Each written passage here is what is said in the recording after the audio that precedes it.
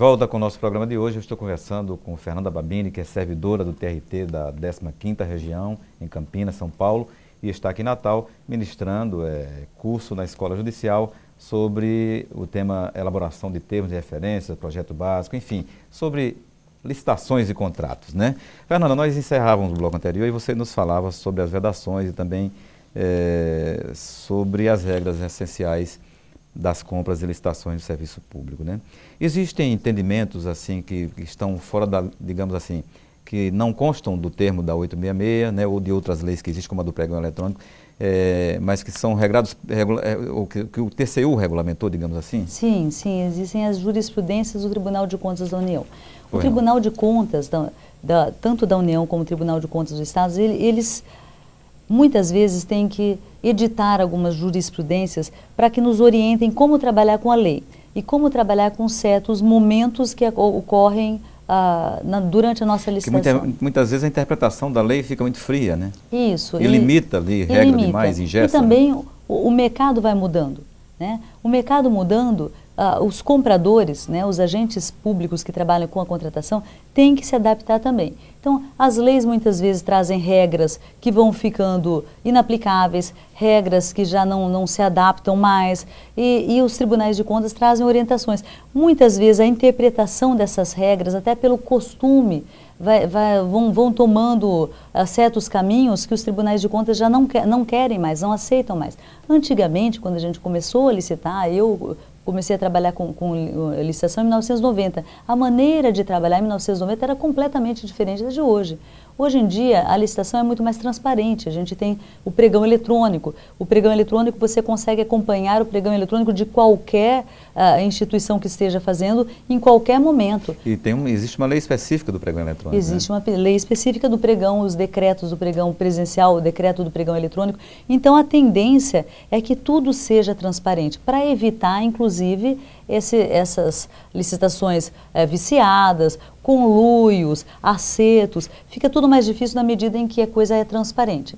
Então, o Tribunal de Contas da União edita esses acórdãos, e esses acórdãos vão dando esse tipo de orientação. Isso você não pode fazer, isso você não deve fazer, a condução do pregoeiro tem que ser assim, não pode fazer isso não deve. Então, não basta a lei, mas também esses acórdãos a gente tem que sempre estar a par dos acordos da jurisprudência e segui-los.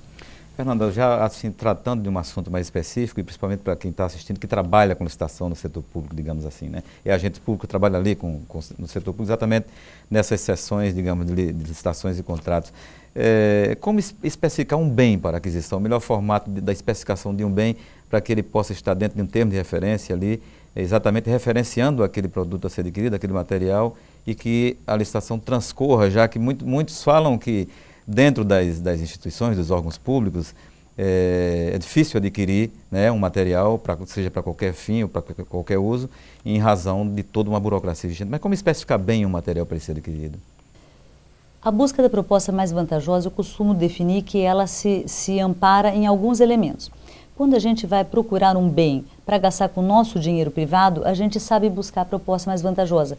A gente não despende o nosso dinheiro privado com produtos que sejam exorbitantes, que sejam caros demais. A gente também não compra produtos que não funcionam. Então, como que a gente sabe traduzir proposta mais vantajosa para termos objetivos? Esse é o segredo de você comprar bem.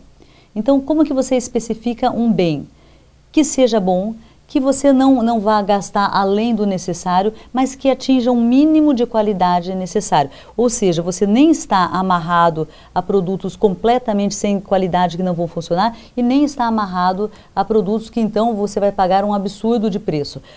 Como você especifica bem? Quando você leva em consideração, primeiro, a descrição do objeto, descrever bem um objeto, o que é aquilo que você precisa, qual é a sua necessidade, quem atende a sua necessidade, retira toda a especificação que seja exagerada, que seja luxo, mas se você tem uma necessidade de um produto que tem uma descrição mínima, uma velocidade mínima, um desempenho mínimo, coloque tudo aquilo ali. Se não bastar a descrição, vamos supor que a sua decisão venha acompanhada de croquis, plantas, fotografias, modelos, não basta isso. Por exemplo, o caso de uma caneta esferográfica, uma borracha, não basta você descrever Porque só a descrição não quer dizer que somente com essa descrição você vai comprar um produto de qualidade. Você descobre que uma borracha não apaga, apagando. Você descobre que uma caneta não escreve bem, escrevendo. E a gente sabe disso na nossa vida particular. Porque a gente não compra uma caneta esferográfica sem testar, quando a gente vai na papelaria. Mas quando a gente gasta dinheiro público, a gente compra sem testar. E aí a gente compra mal. Então, se você compra com o seu dinheiro particular, você testa.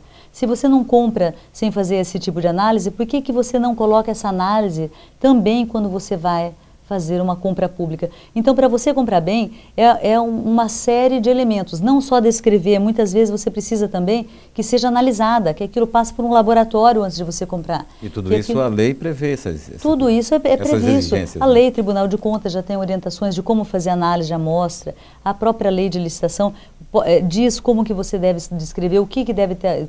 E tudo isso precisa de uma profissionalização do seu setor. Porque descrever bem vai dar um pouco mais de trabalho, a análise vai dar um pouco mais de trabalho, a licitação, a condução da licitação vai ser mais profissional e é logicamente que ela vai levar mais tempo e vai precisar de todo o acompanhamento técnico, das áreas técnicas, mas o fim disso tudo é um produto bom, né? O fim disso tudo é afastar quem ofende a lei, ou seja, quem não tem nenhuma vantagem, proposta mais vantajosa, não podemos aceitar o nosso almoxarifado coberto de produtos que não funcionam, né? Que não servem, onde o funcionário tem que comprar muitas vezes com o seu dinheiro para conseguir ter uma caneta boa para escrever. Tá? Muito bem.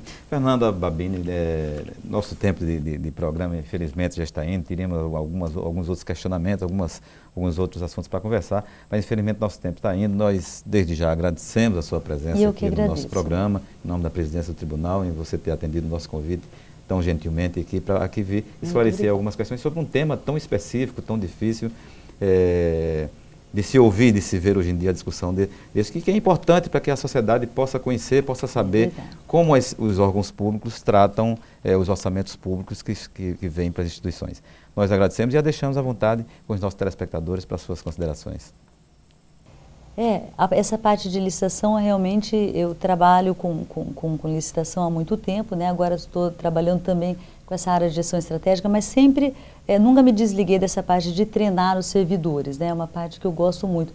Eu espero só que isso seja cada vez melhor. Eu vejo uma profissionalização do serviço público nesse sentido, e isso me deixa muito feliz. E queria agradecer especialmente aqui o Tribunal do Trabalho, né, aqui a 21ª Região, pelo convite. É uma honra vir aqui. Fico feliz de ver tanta gente interessada na aula, participando, gente querendo trabalhar melhor. E eu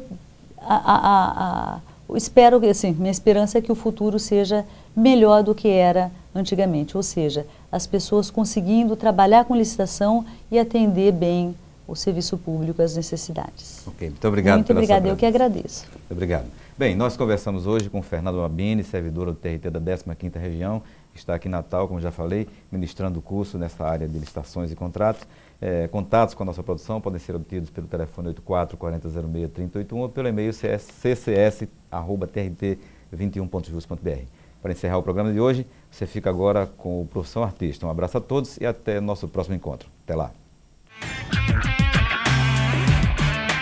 Eu nasci em Currais Novos, no ano de 1973, e meu contato com a música, pelo que eu me lembro, assim, começou acho que desde quando eu nasci, porque eu sou filho de músico. Meu pai era multi-instrumentista, tocava vários instrumentos, e eu comecei a estudar música aos 7 anos em Currais Novos, na Escola de Música Suetônia Batista. Comecei estudando trompinha de harmonia, depois migrei para o trompete, e aos 11 anos de idade comecei a tocar guitarra profissionalmente, né? Tocando em bandas de baile. Com 13 para 14 anos eu vim morar em Natal, também para tocar numa banda de baile da época que chamava Grupo Show Terríveis. Era uma banda muito famosa na época, né? Assim, viajava o Nordeste inteiro. Eu comecei realmente a estudar guitarra, né? A parte didática mesmo na guitarra, e conheci o mestre Manoca Barreto, que foi um divisor de águas assim na didática, né? Na minha formação como instrumentista. E nessa época eu estudava de 12 a 15 horas por dia, né? Corria atrás para chegar na técnica, né? E hoje em dia as pessoas é quem corre atrás de mim, né?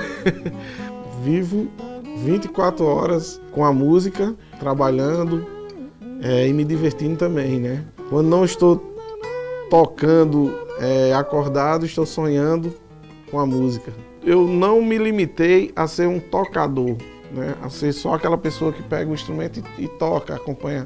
Não, eu trabalho com música em vários segmentos, né? Para você se destacar, você tem que estudar bastante, adquirir técnica e ter atitude, né, para divulgar seu trabalho e correr atrás, né, do seu sonho.